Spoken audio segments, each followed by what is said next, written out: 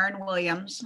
I'm the Cultural Director for the City of Worcester, and here I am today as the Executive Director of the Worcester Cultural Coalition. And we exist to advocate and support the arts and cultural community here in Greater Worcester. And we represent over 85 nonprofit cultural organizations, hundreds of artists and creatives who live, learn, work, and play here in the City of Worcester.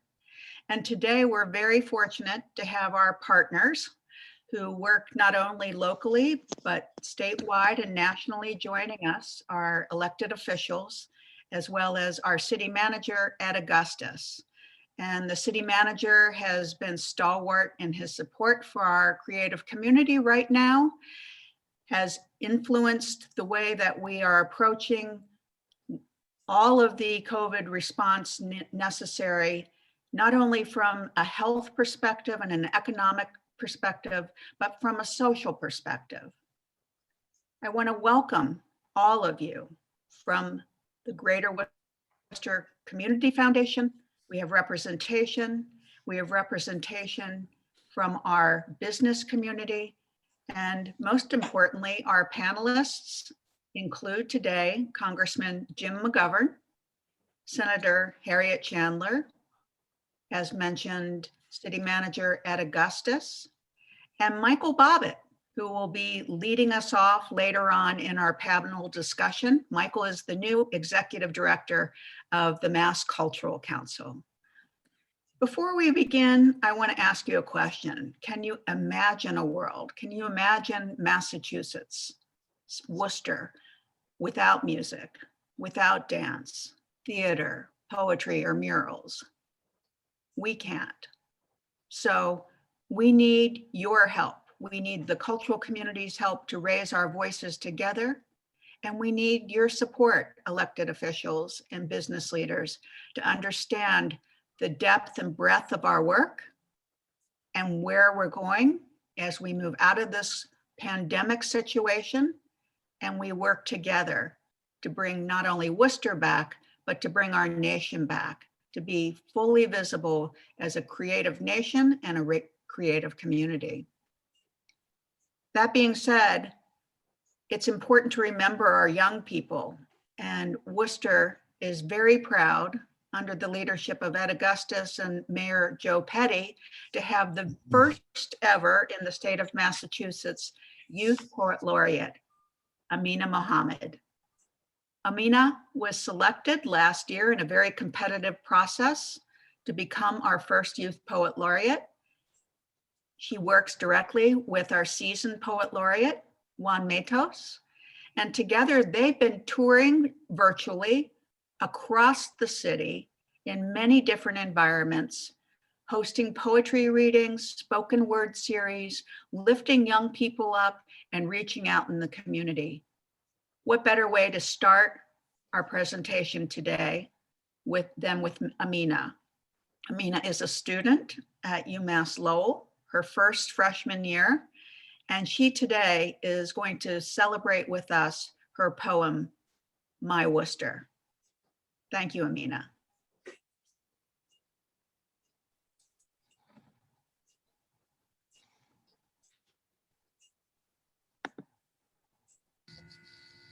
Amina, you are muted. Sorry, I'm so sorry about that. But hi, everyone. Good morning.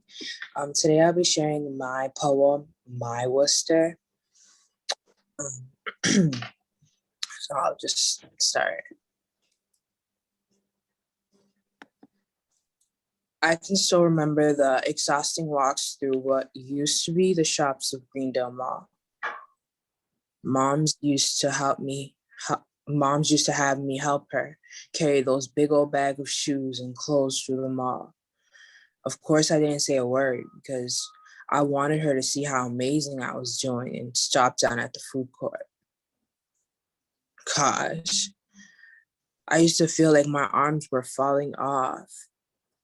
That lady loved her clothes and shoes. I remember the hype during elementary school and middle school days about the carnival that would come to the city. I remember that it used to be right next to Greendale Mall. And funny enough, I also remember my mom saying no to me going every single time. As a kid, I could have sworn that lady never wanted my happiness.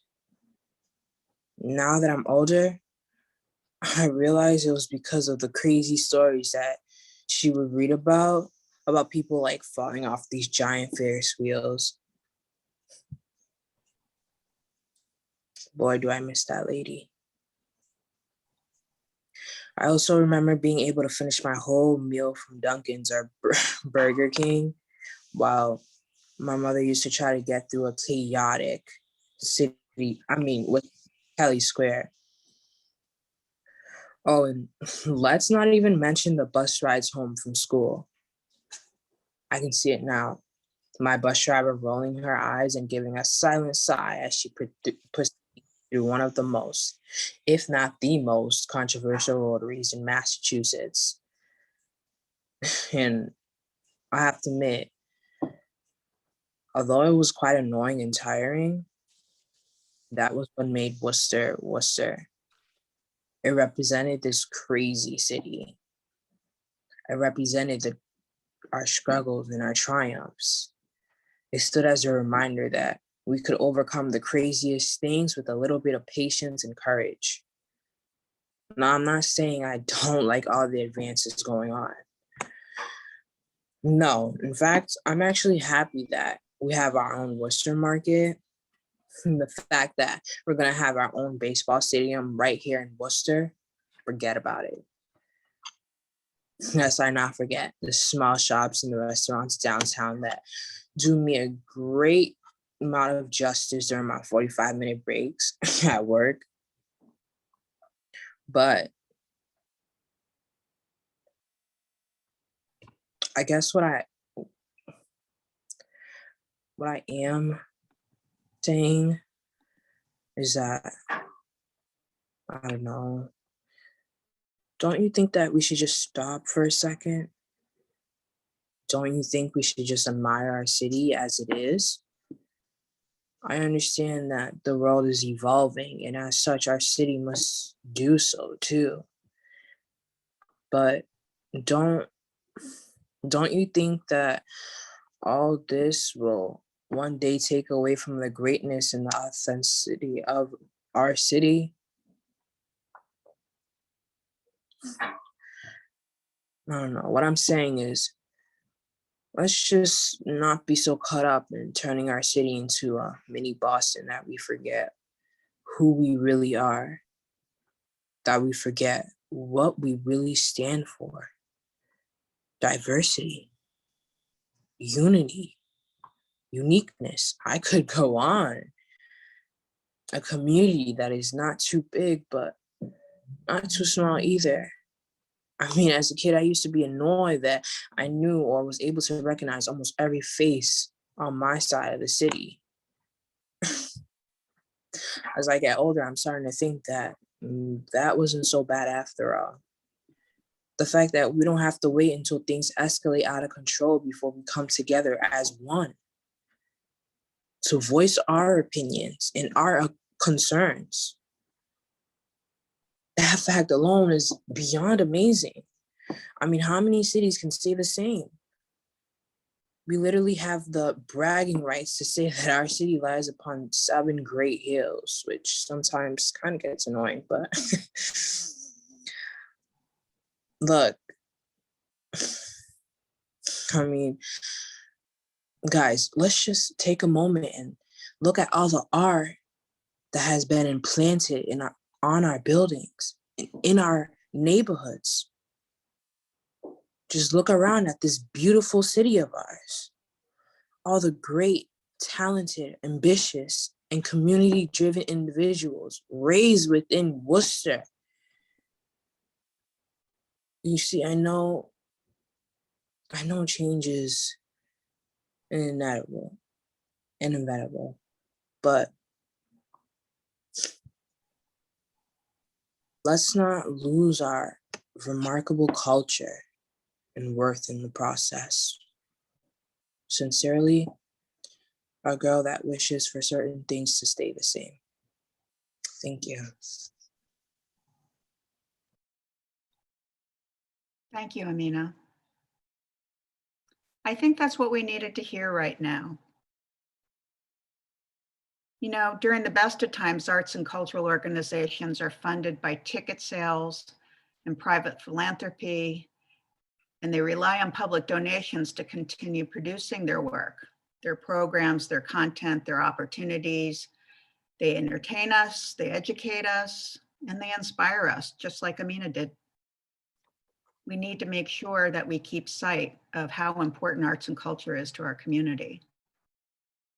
Many of our cultural organizations have been unable to earn revenue in traditional ways for the past year due to this pandemic.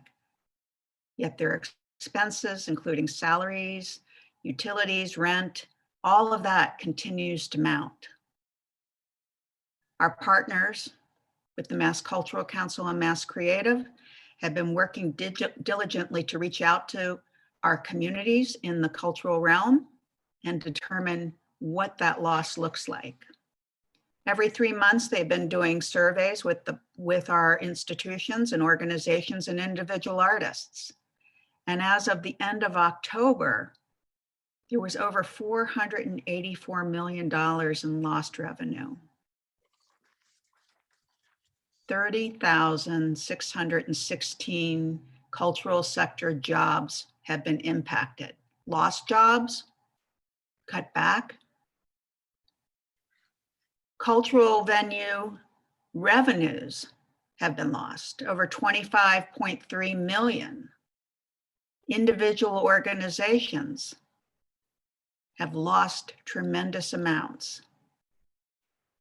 62% of the organizations have made the decision or have laid off, furloughed, or reduced the hours of their employees. These are cultural workers. These are the people that bring our cities to life. They help us reflect joy, pain, and bring community together. So while the effects of the pandemic forces businesses and nonprofits to close permanently, maybe, our cultural organizations are looking to weather the storm, and those are the stories we're here to celebrate with you today. Just one very simple example came from a conversation I was having with Laura Morato. Laura is one of the co-directors of the Creative Hub, and we may think of Creative Hub as an organization that is planning to do something up at Ionic in the old Boys and Girls Club, turning it into a space for creative engagement.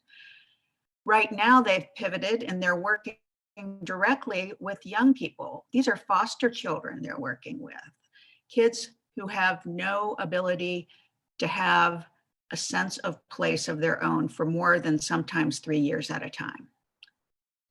They are doing remote learning at the Creative Hub right now. And these children not only are learning, but they're experiencing love, they're experiencing creativity by being with other folks and knowing that they're valued.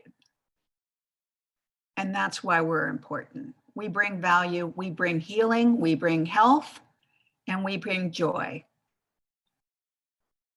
So now I'd like to introduce some of our partners who can tell you more succinctly than I can because they're the feet on the ground. Many of you know Troy Siebels. He's a great colleague and co-conspirator. And Troy is the executive director of the Hanover Theater and Conservatory for the Performing Arts. He's also on the board of the Cultural Coalition, Mass Cutlural Council, and Mass Creative. He's a busy guy. So Troy's going to talk with us a little bit about our shuttered venues and its impact. Good morning, Troy. Good morning. Thanks, Erin, and thanks everyone for joining us today. As you know, most of our buildings have been shuttered for a full year now, full year next week, actually, for us, even as other industries have been able to open in some capacity. Governor Baker's easing of restrictions to allow 25% capacity up to 500 seats, 500 attendees, does help us do some youth programs, dance recitals, events, but for for the performing arts centers, the touring shows and the artists really need 70 to 80% capacity to break even. And so they won't come back to Worcester until we're able to be at full capacity. The Hanover Theater will survive until that time because of the generosity of the community that we serve, but others will not be as fortunate. We are grateful to you, our legislators, and to Congress for including the shuttered venue operators grants in the package passed in December. We are frustrated as the SBA has still given no indication of will them begin accepting applications for that, and the dollars are a little bit imperfect as we must spend them by the end of this year, and we won't be able to open until likely the fall. So we may not be able to spend as much as we actually could be eligible for. But nonetheless, there may not be a silver bullet, but we are grateful to have them as a big piece of the toolkit. I have some museum statistics from Lucy Hale at the EcoTarium. Science museums have lost more than 600 million in revenue due to the pandemic, and last reporting, only half of those institutions were open, and it's still estimated that a third of all museums will permanently close due to the pandemic. For those that are open, attendance is trending 75% less than a normal year. Museums in general cut about 30% of their workforce and due to the pandemic, and science museums cut closer to 70%. So whether it be the Shuttered Venues grants or PPP or other support, the federal and state governments have helped us to survive this shutdown thus far. Speaking for myself, and I know some of us, we're worried less about that and more about the next 18 to 24 months as our audiences and our visitors have varying levels of comfort with being in public gathering spaces and will not return all at once. Yet we all, our organizations must return to full staff in order to reopen, and in fact at a greater cost because of the disinfecting and other protocols related to health. We just want you to thank you for keeping us top of mind, not only now while we're closed, but in the coming months after we're able to reopen so that we can continue to protect our sector. Thanks for the opportunity to talk with you this morning. Thank you, Troy. Now it's my pleasure to introduce Gloria Hall. Gloria Hall is one of our original public art mavens here in the city of Worcester. She came to my attention originally when she was one of the members and then the chair of the Worcester Arts Council, which continues today thanks to the Mass Cutlural Council. The local cultural council program is one of the largest and only program of its kind in the nation, where 350 plus organizations receive funding from the state to distribute. And our city this year presented and is announcing next week over $190,000 in grants. It includes over 10 fellowships, thanks to the Greater Worcester Community Foundation, our partners in making sure that artists are well represented in our realm right now when we are in recovery. Gloria is an inspired public arts administrator. She is the originator of Art in the Park, which we've all come to know well and love. And in fact, some of those pieces will be installed in downtown Main Street this summer. Gloria is intrepid in her pursuit for making sure that arts are available to all. So we invited her today to talk with us a bit about Art in the Park, arts, and social justice. Welcome, Gloria. Thank you. My public speaking is Missionary Baptist Church in Nature. So grab your coffee. We may be here for a while. In all seriousness, good morning, everyone. My name is Gloria D. Hall. I'm a non-artist Black woman with a degree in sociology and a master's of arts and historic preservation, dedicated to the presentation of experiences that connect people to places and history. One of my many roles is the co-founder and project manager of the award-winning public art exhibit, Art in the Park, Worcester. In 2005, I heard and led the call for public art in the city's parks. I knew that sculptures have the potential to energize the spaces where we live, work, study, and play. I knew their presence would stimulate conversation amongst families, friends, and strangers. And I knew that sculptures have the potential to heal and do transform the maker, presenter, viewer, and spaces in which they are placed. As the then chair of the Worcester Cultural Council, I also knew the sculpture in public places would add a totally new and exciting dimension to the city's public persona. More importantly, I knew that exhibiting in a public park was a socioeconomic equalizer. Fast forward to the present. Whew. I'm relieved that back then I was onto something good. Art in the Park Worcester, an exhibition of large-scale sculptures, continues to be displayed biennially in one of the most, if not the most, visited and used public park in the area, historic Elm Park. The city's reimagining initiative includes sculpture. Public schools and other educational institutions are adding sculpture to their cultural landscape, and public school students are participating in the biennial show in the form of murals. Individuals and private organizations such as Powwow have added a pow to many stagnant walls. In the cities and towns of central Massachusetts, I am pleasantly surprised during conversation with strangers of all ages how many will say they love Art in the Park Worcester. In the midst of the deadliest pandemic in recorded history and civil unrest, public arts lauded shared experience and sense of well-being connection across socioeconomic levels became at once its strength and potentially its glaring weakness. After the first physical separation orders went into effect, I reviewed the most recent reports from Art in the Park's 2019 audio tour. I noticed that individuals were still calling in to hear verbal descriptions of the works that remained in the park. Black Lives Matter murals sprang up all over the world and became a healing balm to the soul at the same time that the threat of violence in public places against BIPOC individuals hung in the air. In Worcester, the creation of its Black Lives Matter mural brought out heretofore unseen and unknown BIPOC artists looking for opportunities to present their work and to have their voices heard. A strength of Art in the Park in these kinds of events and activities in the city are the many volunteers who come together to make things happen. Lacking is access to resources to continue the momentum and to help volunteer groups adapt to destabilizing conditions. These volunteers often work full-time and tend to be highly engaged and involved individuals, which speaks to their community, to their commitment to our community, but also means they have limited extra time and bandwidth to take on new projects. This is even more true during a pandemic as folks are working hard to take care of basic needs.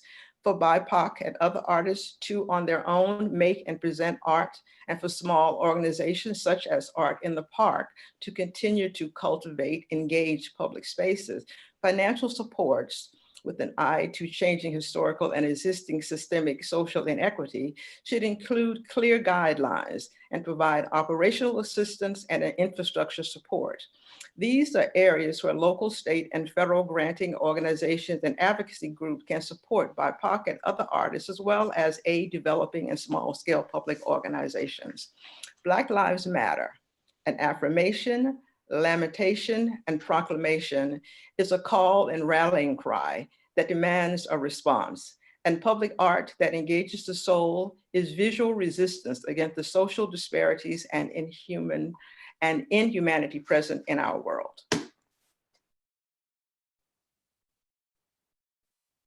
Thank you. Thank you, Gloria.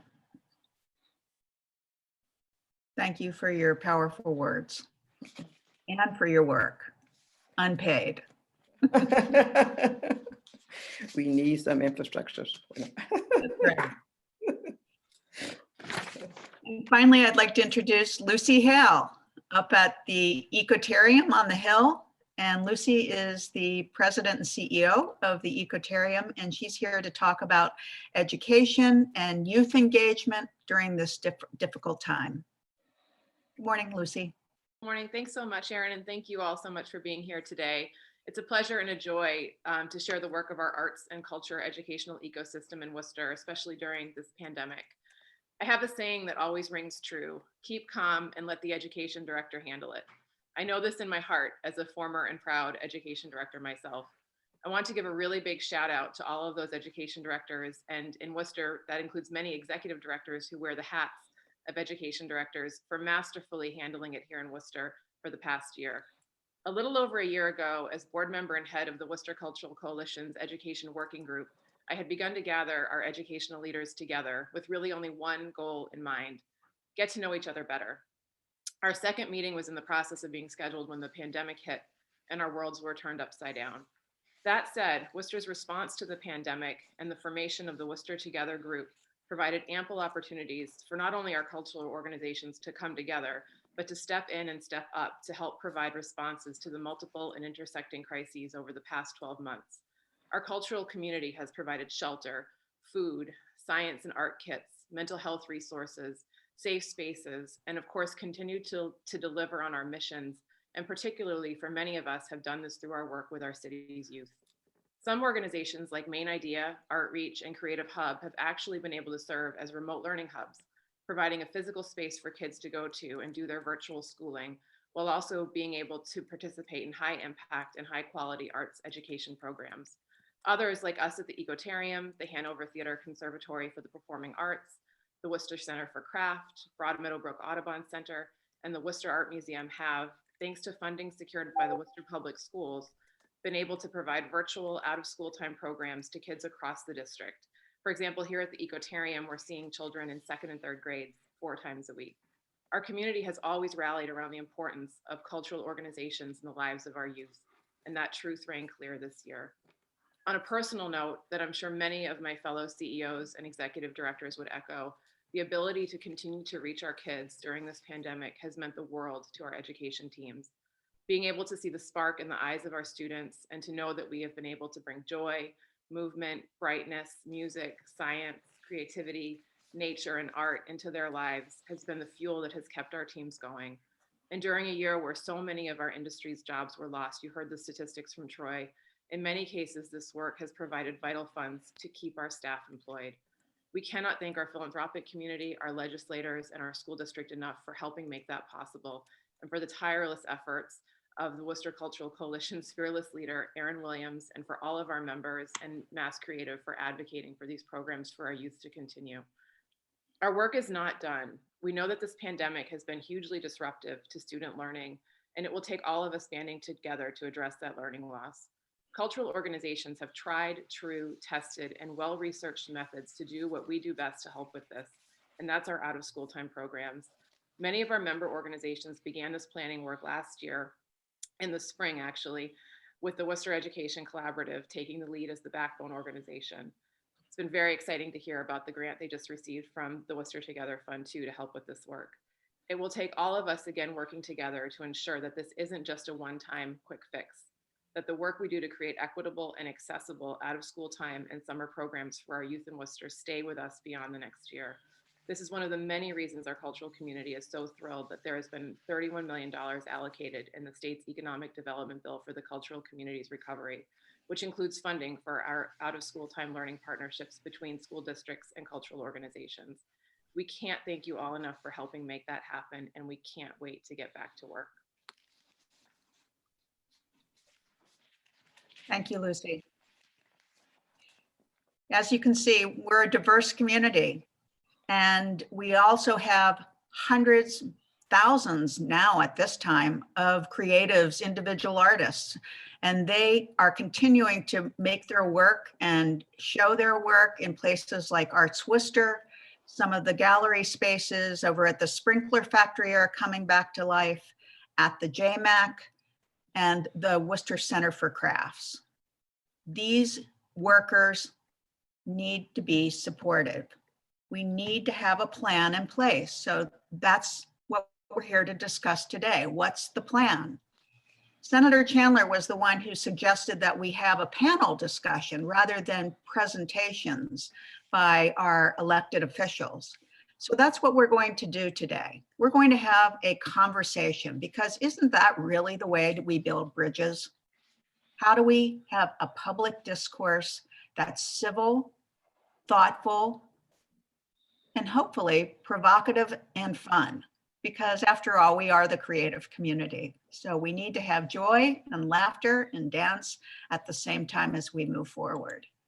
And I can think of no better person to talk about joy, fun, and the importance of the arts than our new Executive Director of the Mass Cultural Council, Michael Bobbitt. Welcome, Michael.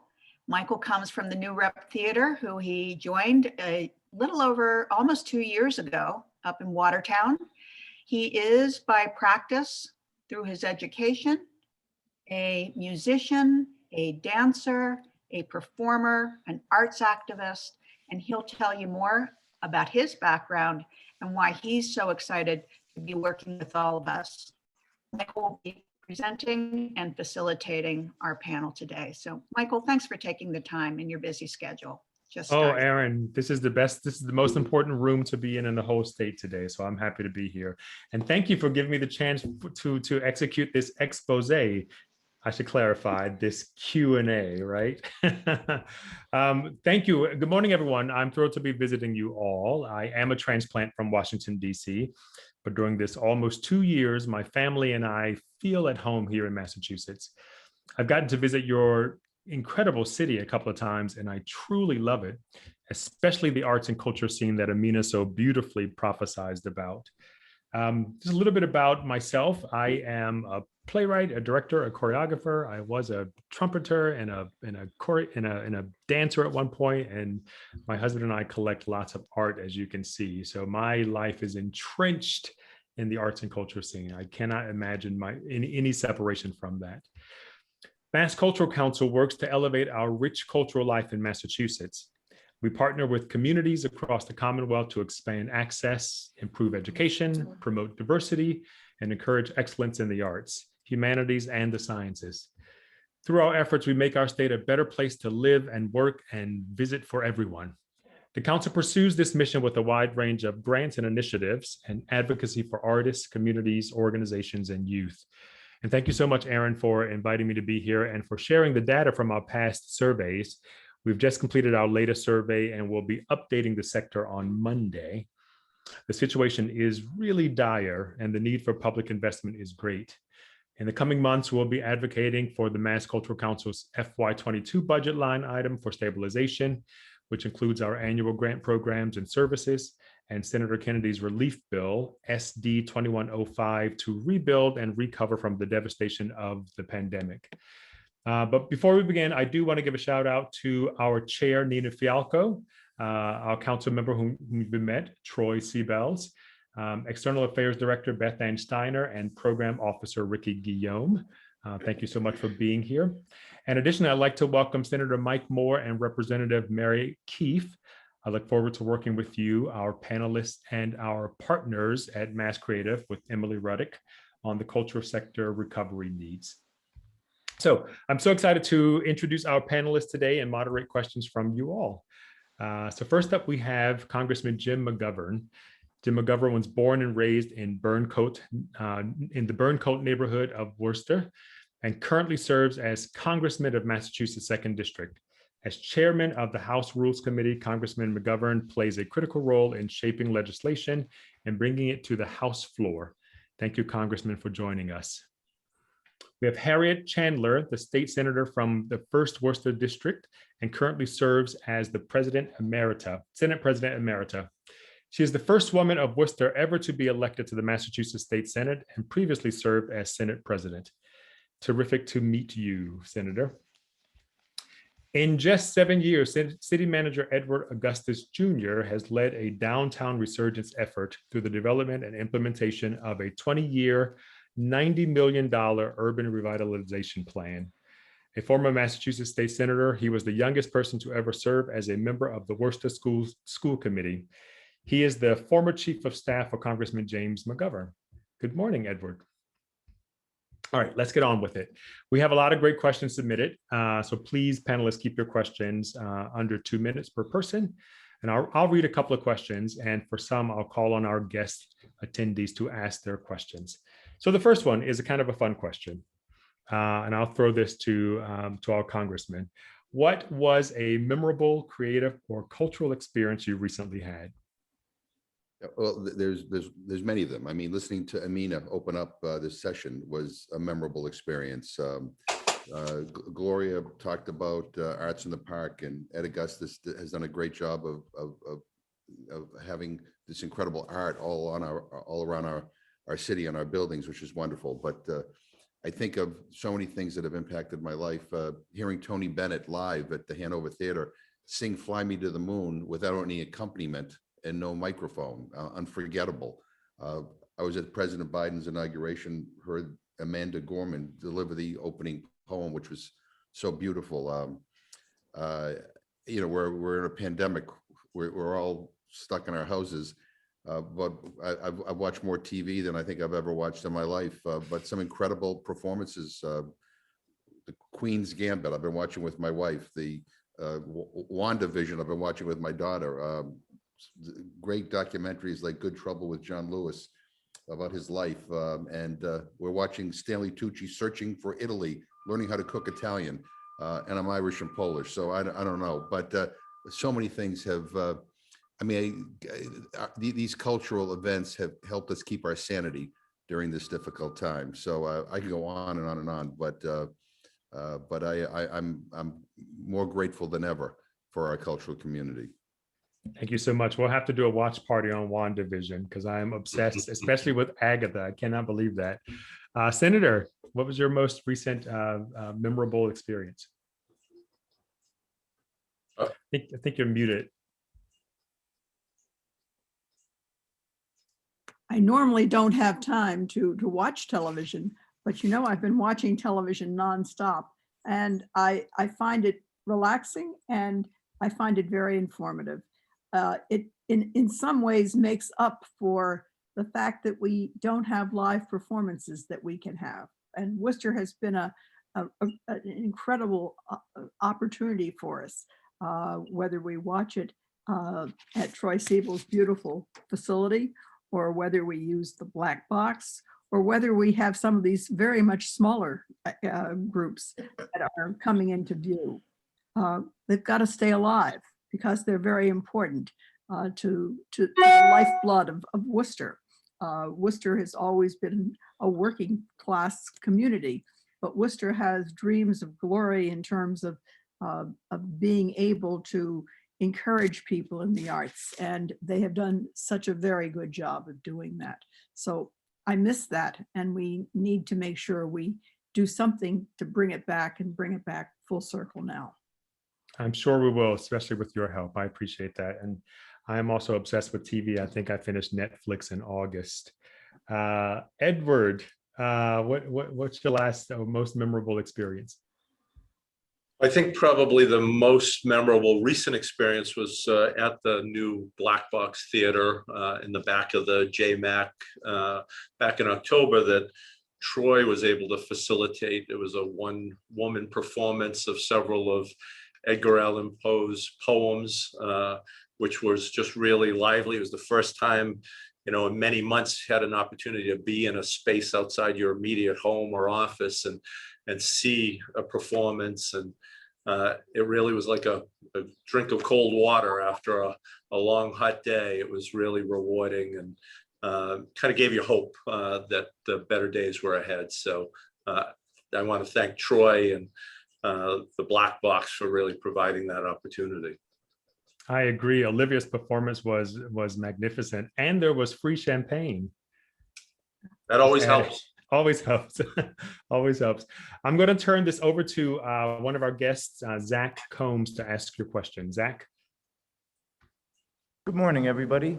In our work and in that of many of the people on this call, cultural representation and equity are big areas of focus.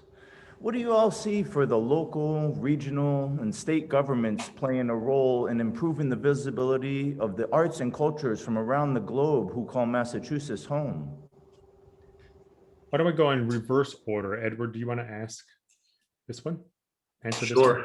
one? I think there's a number of things that we're trying to do, and Amina is an example of that, creating the poet laureates who are now kind of going all across our community and talking to groups that may not always incorporate poetry and the spoken word in their events and in their organizations. And again, as a way to provide for that exposure of that part of the arts community. We've done a lot to create spaces, whether it be the Black Box Theater or the JMAC. I think the JMAC in particular is an example of a space that our youth have really embraced. You've got everything from, you know, poetry slams to dance and music performances in that space. And, you know, as we are able to fully open back up, I think we're going to really see a pent-up demand using that space to kind of come together and connect and create community. And I think that's an important role that we've been able to do locally with the support of a lot of the philanthropic organizations in the city to create that space that allows people access. But even in our public spaces, I mean, I know our new librarian is here. In a couple of months, we're going to open our new renovated Worcester Public Library. There's innovation space in that library with 3D printers and maker space that really democratizes access to not only the space, but also the equipment that many young people and others are looking for access to and may not know how to make available to themselves. And we've tried to embed arts in everything we do. It's been talked about. The city purchased a number of pieces from the recent Art in the Park in Elm Park, and they'll be embedded along our redesigned Main Street.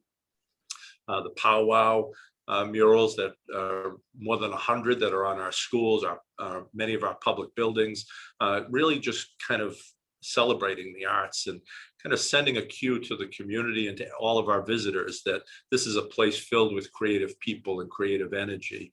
And, you know, there's so many more, whether it be in our parks, as we've been renovating about $75 million worth of park rehabs in the last 7 years. We've really tried to embed arts in those and use local artists to create the art in those spaces.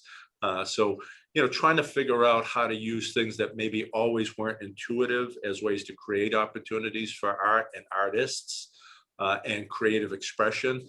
But, you know, really baking it into the everyday work of city government. So that's one other thing. Thank you so much. Senator.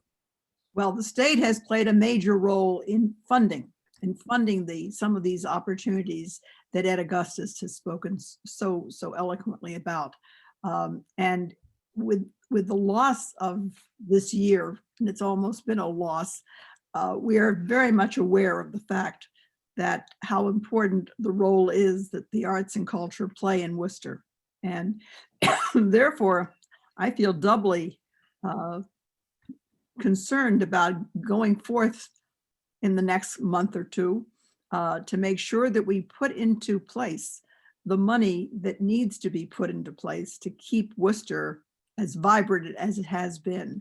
Michael, you are basically the spokesperson for the cultural community. It's a huge role to have. You have big shoes to fill. And yet I know that you're going to be able to do it and do it very successfully. We're here to help you to do that. But I think that today's program, the opportunity to hear about the problems, about what the arts community has gone through in this last year and what the needs are. And most of us feel these needs because we've lived through them in this past year. We understand what we've lost. We want to replace them. We want it to go back to where it was, but even be better than what it was, because that's possible. And for a city with the diversity of Worcester, that's absolutely necessary. So I promise to work with you in any way I can, Michael, to make sure that you can get the money that needs to be put into the budget to make this happen, to make Massachusetts the cultural center that it has long been.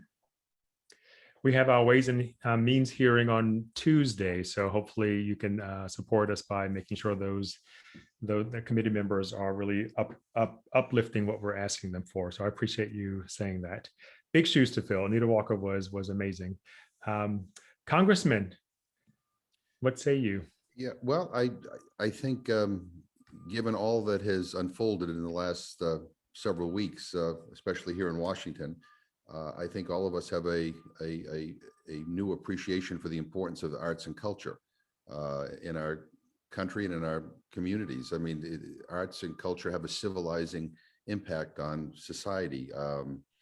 We can learn about our history, but we also can learn about different cultures through the arts and through the humanities. And Worcester is a very diverse community, and we should celebrate that. And to add on to what Senator Chandler said, I think one of the most important things that government could do at the state and at the federal level in particular is provide the funding.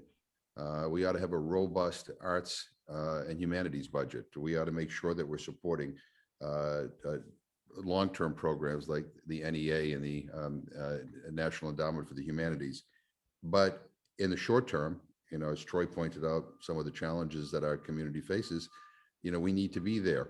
We passed the CARES Act, which provided some relief to some of our organizations, but we need to get this COVID stimulus package, the rescue package, on the president's desk as soon as possible, because there are billions of dollars that could be put forward to help not only rescue our arts and cultural community, but also to hopefully expand our appreciation for how important they are. And you know, if ever there was a time that we need to be dedicated to a more civilized society, it is now. And again, you know, we are wind at your back here in Washington, and I hope next week we can celebrate some good news that some help is on the way. Thank you. Yes, the arts and culture sector in the country puts $877 billion into the economy. So we appreciate your support. And Senator Kennedy's bill is asking for $200 million to be dedicated to arts and culture for the Recovery Act. So once that comes across people's desks, we'll need your support. And we'll also need everyone on this call to write their legislators to let them know they support this as well. We have another question from Parley Jones. Do you want to pop on and ask your question? Sure. Peace and good morning, everyone. Parley Jones from Our Story Edutainment. And my question is, how can Black, Indigenous, and people of color communities be assured a seat at the table where decisions are made and money is given out? And what are you doing to ensure that Black, Indigenous, and people community artists are at the table where the decisions are made? Senator, would you like to go first on this? I'd be happy to. Actually, Parley, I think that because of the incredible role that you play in the quality of our lives, I think they've been at the table probably longer than most people acknowledge. We need to make certain that Worcester has already developed a Mass Cultural Commission, that Mass Cutlural Council, that includes all of the groups, all of the cultural community groups that we have. And that's how the money is distributed. They certainly are able to sit at the table, and they have a loud and clear voice at the table because of their importance, and have had it for a very long time. And I think that we just need to make sure that continues. Fantastic. Congressman. Well, thank you, Parley. I mean, I think it's incredibly important that Black, Indigenous, and people of color are part of the decision-making process when it comes to funding for the arts, and you know, as well as every part of our city's development. And you know, I know that everybody on this panel is committed to making sure that there's equity in decision-making processes. But you know, some of the organizations and some of the entities that need funding, quite frankly, don't have the infrastructure to put together the applications that sometimes are required to be able to get this funding. And in that sense, I think all of us here, you know, stand willing to work with those individual organizations and those entities to try to help them get access to some of these funding. But as I said before, I mean, I marvel at the diversity in our city. It's an incredible strength, and you know, I learned so much about the world by attending cultural events just in our own community, and some of the greatest talent goes underappreciated because it's not recognized, because we're not giving it the necessary support. So we need to work on how we build that infrastructure and how we provide that infrastructure to organizations and entities that, again, aren't already well-funded and well-established. Thank you. Edward.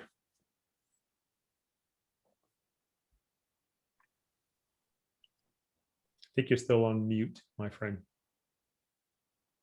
Sorry. Let me just pick up on what the senator and the congressman said. One is the Arts Council, which is a more formal opportunity to make decisions relative to grant making that do flow from the state to the locality. And we always are looking for diversity in every sense, not only cultural and ethnic diversity, but in terms of the cultural community and the artistic community, making sure we have musicians and poets and mixed media and all of the different parts of our rich cultural fabric represented in that decision-making process. And so I just urge folks on this call, if you're interested in serving on the Arts Council, or you know somebody who is, who you think the community could benefit from their voice being part of that discussion, please let us know, because we're always looking for good people, and I appoint folks to that commission, and would be anxious to look for more voices to be part of that decision. And they literally read the grants and make decisions on what projects are going to be funded within the community. But we also, I think, to the congressman's point, we need to work on making sure that some of the barriers that exist that really make it difficult, particularly for grassroots cultural organizations, to access funding and access the decision-making process. It's almost a full-time job to know when those grants are available, how to go about writing them, meeting deadlines when somebody is also working a job and trying to do their artistic work. I think those are opportunities, working with the cultural plan that's been developed with the help of the Greater Worcester Community Foundation and our Cultural Coalition, for really strengthening and making easier the access to existing pots of money and existing decision-making tables, so that it really is democratized. I guess finally, I'd say we're really trying to bring about more support to the youth community. That's really what the whole JMAC is about. Our youth office here in the city is working with the Cultural Coalition on this 501 Create effort that's taking young people in the community and talking about how to put business plans together around their artistic endeavors.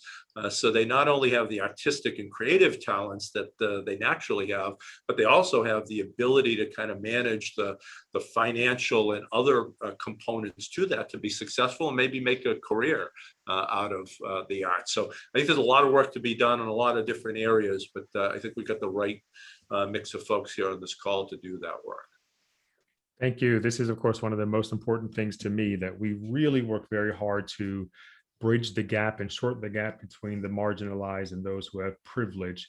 That will make this whole country and this whole world and this whole area much stronger. So thank you for your answers. Bob Gill, do you want to pop on and ask your question? Morning, Michael. Good day, everybody. My name is Bob Gill from the Worcester County Poetry Association, which is celebrating its 50th anniversary this year. The past 12 months have been challenging for all of us.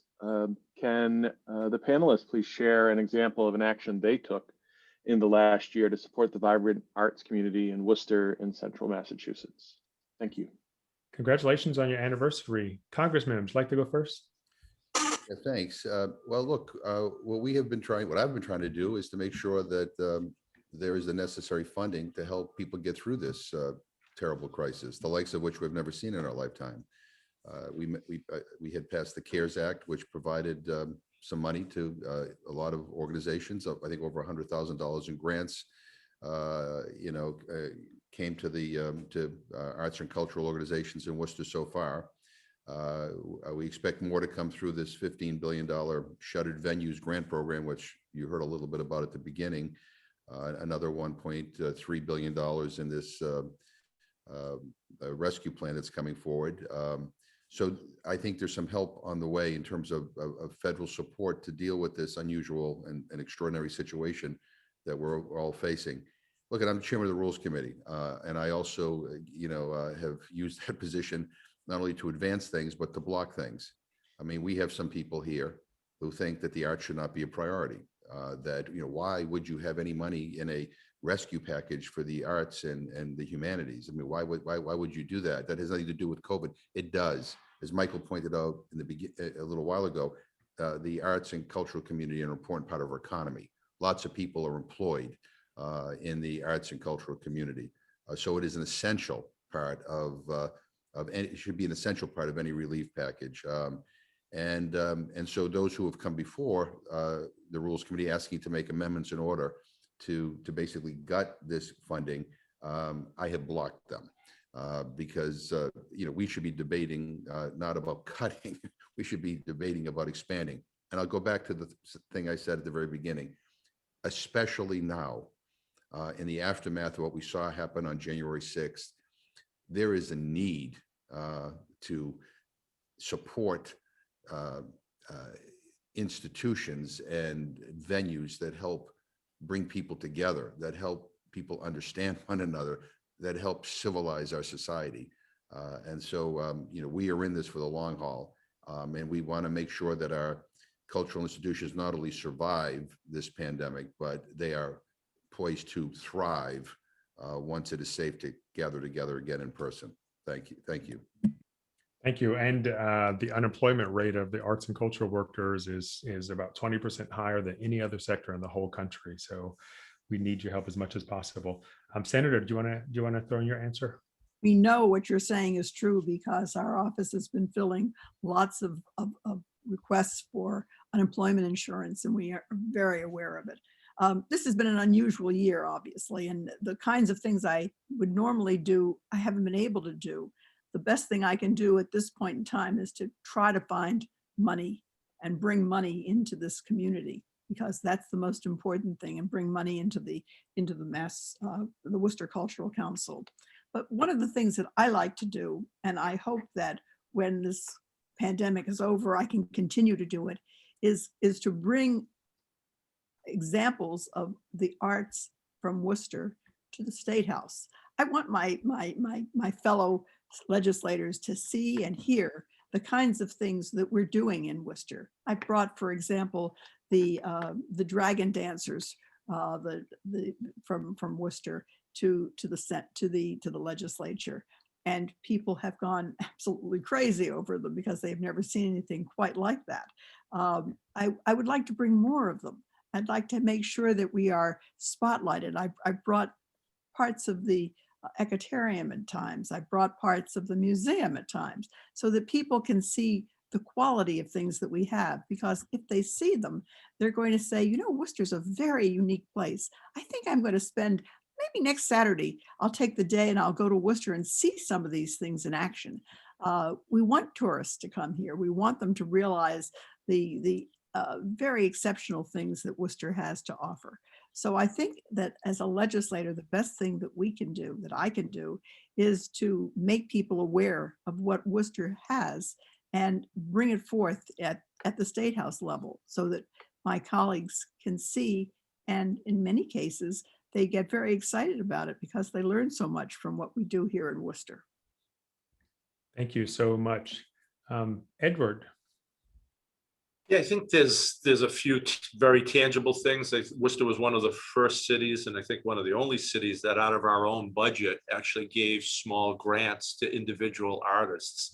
It wasn't huge amounts of money, but it's what we could do to get individuals a little helping hand as they tried to kind of manage their way, particularly in the early days of the pandemic.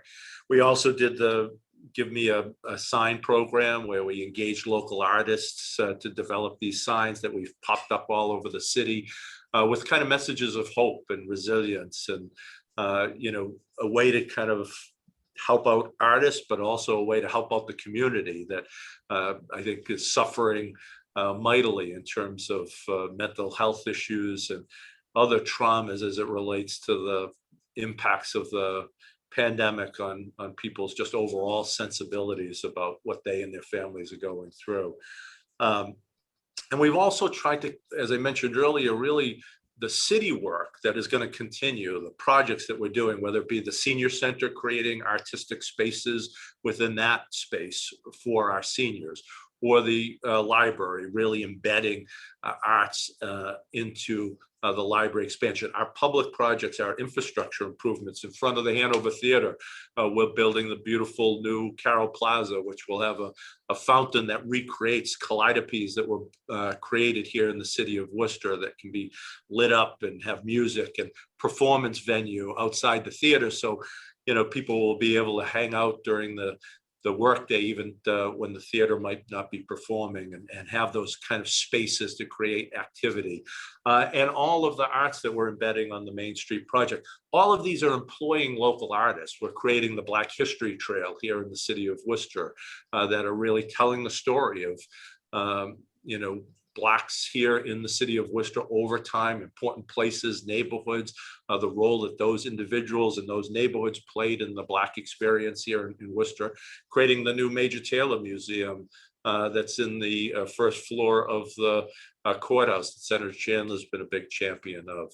So really trying to create opportunities for employment of artists and contracts for artists, and even in almost in a WPA type way, even when some of the private sector dollars might be tight, to the extent that we're doing public works projects and public space projects, how do we bring in the arts and culture community into those spaces and create some economic spin-off from that? Yep, every dollar invested brings so much money back to the area, and also makes people's lives better. Tracy, would you like to ask your question? Tracy Krause.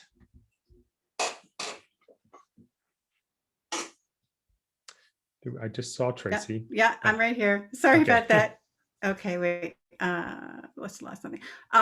First, I just want to start by thanking all of you, City Manager Augustus, Senator Chandler, Congressman McGovern, and Michael, for all of your amazing efforts. You know, we are incredibly fortunate to live in the state of Massachusetts, and for your support of arts and culture in our fair city. So thank you for that.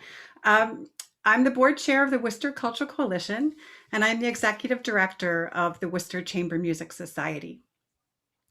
1 year ago this week, our Neighborhood Strings program, an intensive strings program that serves 85 kids living in Worcester's Main, South, and downtown neighborhoods. Today, that number is down to 60. Many of the kids that we no longer see are recent refugees who attend the Clark Street Elementary School's New Citizens program. These families have no internet access, little to no technology, and limited means of transportation. Because we are unable to access our school sites, we have lost touch with these kids. In many ways, the pandemic has laid bare the inequities in our society. What work is currently being done by the city, state, and federal government, and what future planning is being considered to address this as we move towards a new normal? I'll take the order that Tracy's question had. So Edward, City. Well, a couple of things that we've done. One is, you probably saw the big public fight the mayor and I got in with Spectrum around providing affordable internet access for our young people and our families. These Byzantine rules that if you had unpaid bills in your past, you couldn't be given service. The package they offered was unaffordable for us as a community to get internet access to our young people, which was a lifeline.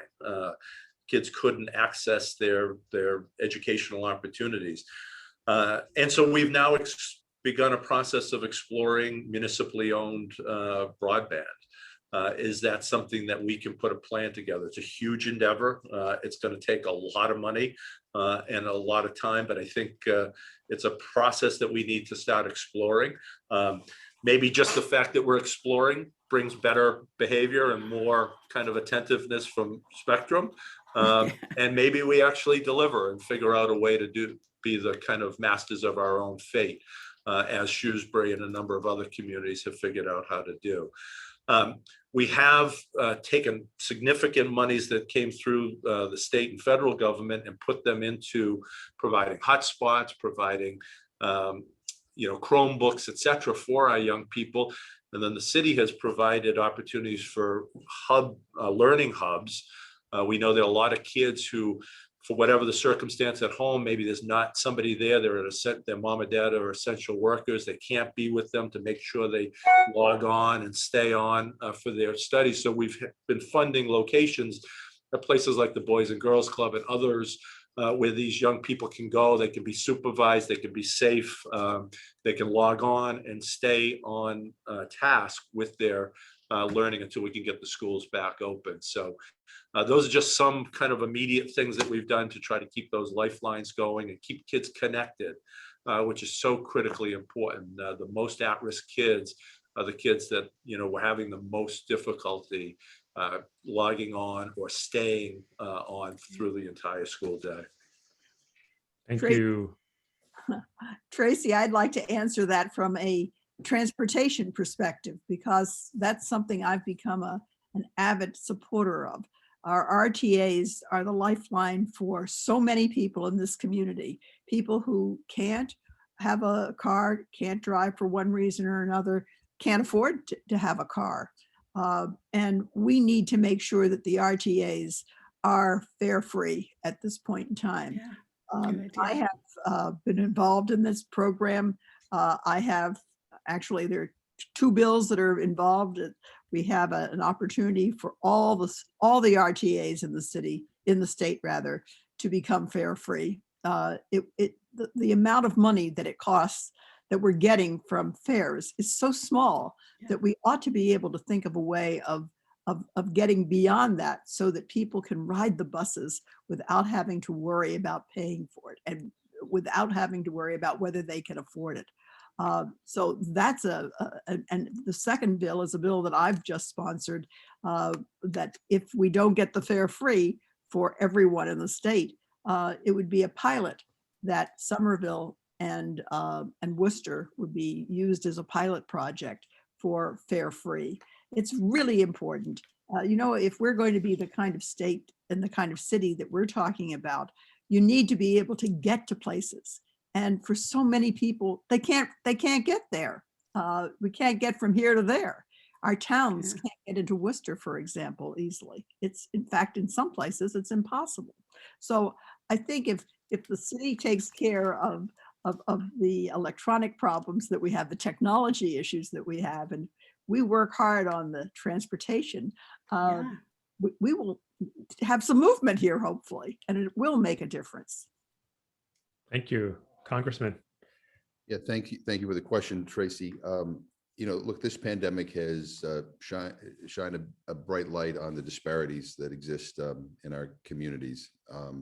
And the reality is those disparities existed even before the pandemic. This has just made things worse. And, you know, technology is a challenge. I represent rural areas where the issue isn't even one of affordability. It is the fact that there's no infrastructure. So we need to fix that.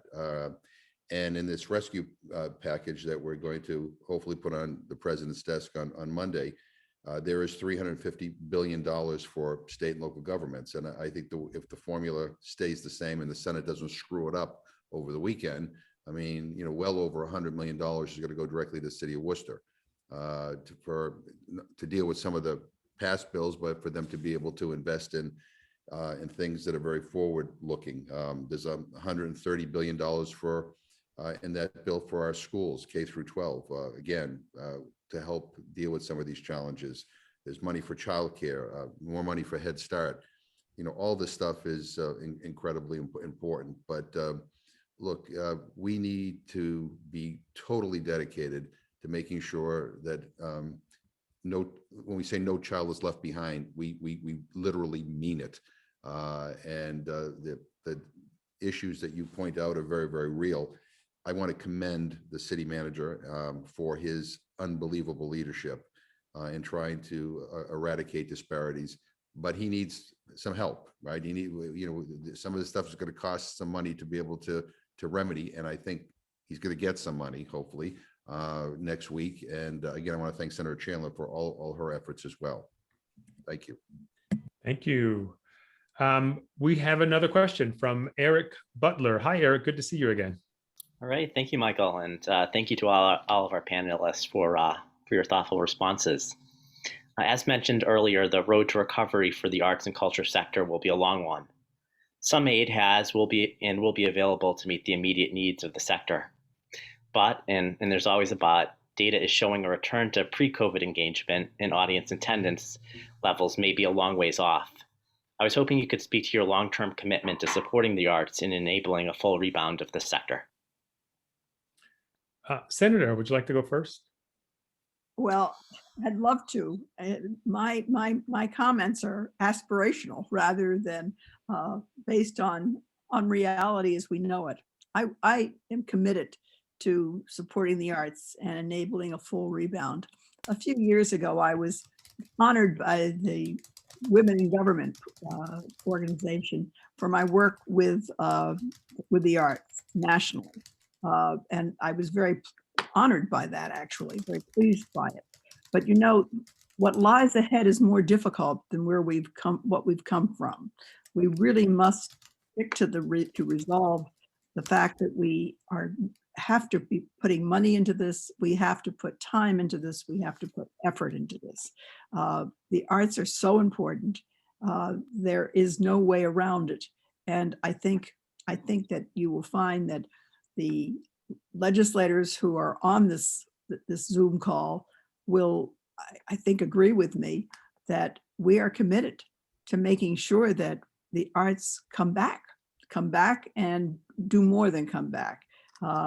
We want not only just to see them revitalized, but we want to see them actually better than they've ever been.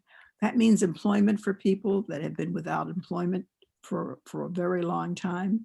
That means that the arts in many ways reflect the culture and the importance of a city like Worcester. And so I would say, I can only promise, aspirationally, I can only promise that I will do everything I can possibly do to bring the arts back and to sustain that effort. Thank you. Thank you. I'm just told that you prefer Ed. So Ed from I answer Michael. to lots of things, though. From Michael, though everyone calls me Mike up here. So. Well, I think there are a few things, Eric, that I would say. One is, I think there might be individual kind of organization by organization asks that the city can be supportive of. I know Troy and I just had a conversation a couple of weeks ago about the idea in August to do Shakespeare on the Common, which I think is a great opportunity. It'll be outdoors. We've renovated the Common and invested a lot in the immediate downtown area. And I think it'd be a great way to kind of bring back live theater, maybe in a safe environment, being outside, do this proper social distancing. And the city is going to be a partner in that and help contribute, in kind, some of the police details and some of the other things to support that activity to happen. So we're always happy to kind of entertain specific kind of asks. I think at the bigger level, one of the most important things I think we can do is get vaccinations in people's arms. That is the quickest darn way that we're going to be able to get back to normal.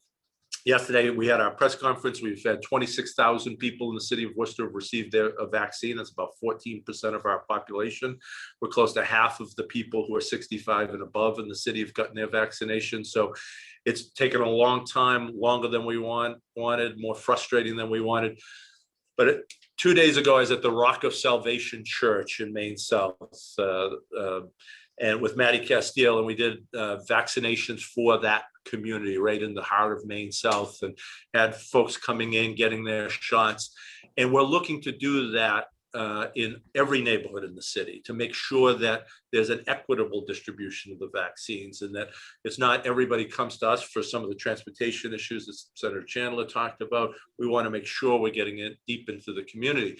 So I would put out the call to some of our arts organizations that have venues and opportunities in our neighborhoods and in our community, that's a potential way for us to partner and do clinics, particularly when we get to the essential worker phase and the general availability phase of vaccinations. Because, if by the end of the summer, early fall, we can get into that 70–80% vaccination rate here as a city, that is going to give us the herd immunity that's going to allow us to kind of get back, open the DCU up, open the Hanover back, open all of our different cultural institutions back up to closer to full capacity. So that's an all hands on deck call, and we need to all kind of be, working on getting people to those sites. So a couple things. Thanks. Congressman? Yeah, Eric, thank you. I think that's an important question. And as we all know, and as the city manager mentioned, we are making progress in getting people vaccinations, not as quickly as we all had hoped, but it's happening, and there's a light at the end of the tunnel. The impacts of COVID, however, are not over.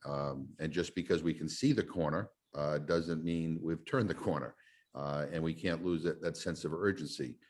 We all know that even once everybody is vaccinated, and it's still not going to be an automatic, okay, we're back to business again.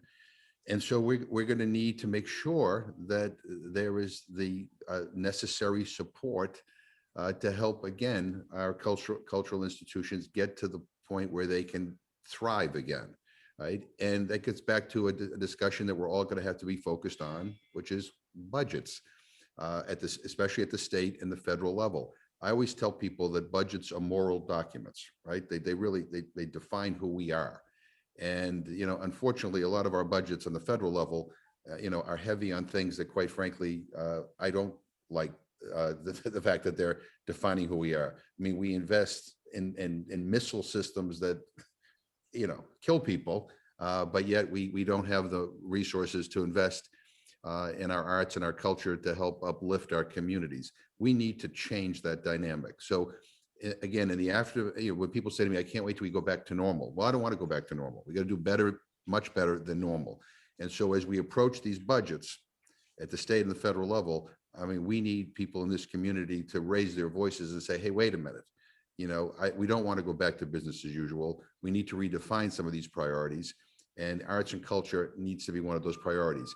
It is important for our economy, for employment, for getting people to come to our city for tourism, among other things. But it is also, again, it uplifts us all. And we very desperately need that. So on the federal level, we're going to be fighting for more monies for, programs to support the arts. And I look forward to working with all of you on that. Yes, back to normal would feel like a failure, in my opinion. You three have been on the hot seat for a minute now, so let's have a little bit of fun. So last question, 15 seconds or less. What superpower would you choose for yourself, and how would it affect your job? Anyone can hop in. Who wants to go first?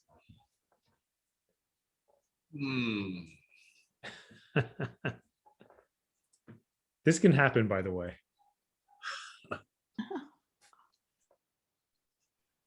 Oh my God.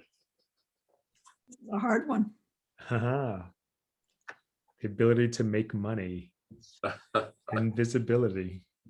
I'd like to think of a superpower that isn't, that's not mean, We've seen too much of that. I'd like to have the ability to really provide the kind of funding, the kind of financing that we need as a city, as a state, as a country at this point in time. There's this COVID has set us back, and they say that throwing money at something does not really make that much of a difference. But in this case, in a post-COVID world, it does make a difference, because we can put people back to work. We can basically grow some of the things in our economy that need to be grown, and we can set the stage for a wonderful post-COVID experience. Thank you. I guess I'd say that my hoped for superpower would be to truly make everybody have an open mind. And then imagine what would be possible. A good one. I was trying to think of a superpower other than to, pray that wisdom hits some of my Republican colleagues here right now. But look, one of the things that that has bothers me is that there are people and there are entities in this country that spend all their time and energy on highlighting their differences with other people. I mean, it polarizes our country, it divides our country. I wish I had a superpower that, similar to what the city manager said, that would help remind people that we're all in this together, that we need to respect one another, that we need to celebrate our diversity, and that we need to be dedicated to uplifting everybody in this country, not just a few, but everybody. Thank you so much. I think the arts and culture can not only help heal people's hearts, but also help us recover from the devastating blow to the economy, not just in the sector, but the whole economy. Thank you, friends, so much. We have a lot of work to do. We really will need your support in spreading the word to your colleagues and to reach out to their legislators. Please check out Mass Creative's website if you want to know what things we're advocating for. It truly will make a difference. We will survive this, but it's going to take a lot of work. Thank you for the opportunity to join you today. These conversations provide great information for me as I continue my 5th week of onboarding. I also see that Councilmember Barbara Schaefer-Bacon has joined us. I just wanted to say hi to Barbara. So thank you so much, Congressman McGovern, Senator Chandler, and City Manager Augustus. I'll turn things back over to our Cultural Development Officer, Erin Williams. Have a great weekend, everyone. You too. Yep. Thank you, Michael. And thank you, Congressman McGovern, Senator Chandler, Ed Augustus. This was really an informative conversation, and I am grateful that Senator Chandler recommended that we have this kind of conversation format rather than talking at people today. I'm also grateful for someone who didn't get a shout out in a particular way, and our great partner, Greater Worcester, really has been instrumental in partnering with the city, not only in creating a cultural plan, but to actually put their money where their mouth is and dedicating over $1 million to various initiatives that embed creative community engagement into everything that we do. So I want to give them special thanks for supporting this cultural plan, keeping it alive. I also want to give recognition to all of our major cultural institutions as well. Those large entities like the EcoTarium, the Mechanics Hall, Worcester Art Museum, the Historical Museum. These are entities who have been here over a century, like American Antiquarian Society. We have big C representation, we have small c. And as a colleague of mine used to say, we also have the Ks, the quirky people, those who make our city unique. So our call to action today is to make sure that each person who's on this call looks at the legislation that's being advanced. It includes the Senator Kennedy's bill to put $200 million from the federal budget COVID relief funding over to the Mass Cultural Council for distribution, to take action on the Public Art Commission legislation that Representative Keefe has moved forward with her colleagues, to change the dynamics of the participation in local cultural council commissions, who is eligible, and for Senator Michael Moore's legislation that is also moving forward to make sure that creative economy is represented correctly within our state government's systems. So it's recognized as being formally representing businesses. We are not strictly charity organizations. We are businesses, as well as being social, economic engines that bring Massachusetts to life in the most creative way. So we have hundreds of members who are part of our coalition, even more people who are actively involved in making Worcester a great city. This is our moment. This is our action plan. So please speak out to your legislators, engage them in conversation. I think one thing I am taking away today is the importance of conversation and then action. Thank you all for the great work that you do. Have a good day. Thank you, Erin. Thank you, Erin, Thank you, Erin. for your leadership. Thanks to our Well, delegation at the federal and state and city. Thank you so much. Have a great weekend, everyone. Enjoy the finale of WandaVision. make art everywhere.